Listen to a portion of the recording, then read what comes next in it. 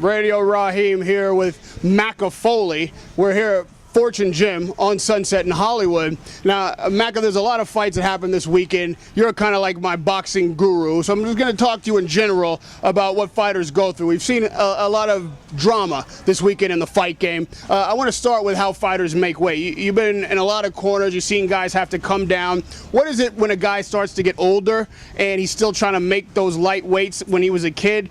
How does a guy lose that weight healthy and still be able to make those light weights? Well, first of all, it's not healthy to make the weight if you can't make it. If you're sucking up to make weight, you're not going to be that good in the fight. It's better to move up in weight, even if it's a couple pounds, because you're going to feel stronger and everything else. These guys think if the less they weigh is going to pay off more. No, it's not going to pay. It's going to pay off less. It's easier to fight the bigger guy knowing that you don't have to make weight. You're feeling strong about your weight. Now, when they do go up, a lot of times they're worried about losing power. So how do you train a guy when he's getting older and he's going up in weight to maintain or increase his power? Well, if he's working out, we'll just take Pac-Man for it. He's knocking just as many guys out at this bigger weight than he did at the smaller weight because it's almost more natural. Before, see, he was never a 115-pounder, but he sucked himself down to that weight and slowly sucked himself down to 22 and 26 and 30. Now he's fighting at a normal weight and he's knocking everybody out. Let me talk about this. We saw a fight this weekend where, like in Rios, where he's a slugger, and he got in there with a boxer that was really crafty. When you get a guy like that, a guy who's used to just, throwing hooks, being a bomber, and he's getting out boxed, what do you tell him in the corner?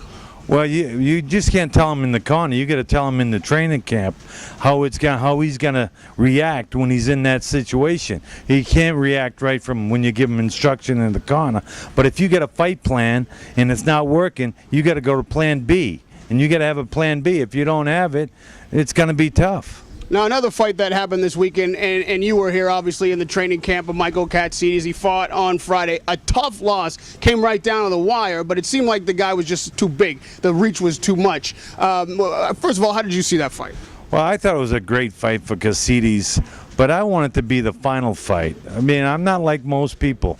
This kid's been in a lot of wars. He's a good kid. He's still got his brains. That fight took a lot out of him, the whole training camp. For him to go through that whole thing again, for what? I mean, why? He's got his health. He's still healthy. But a couple more of these tough fights. He's lost 3 out of his last 4. How many is he going to lose before people consider him a bum?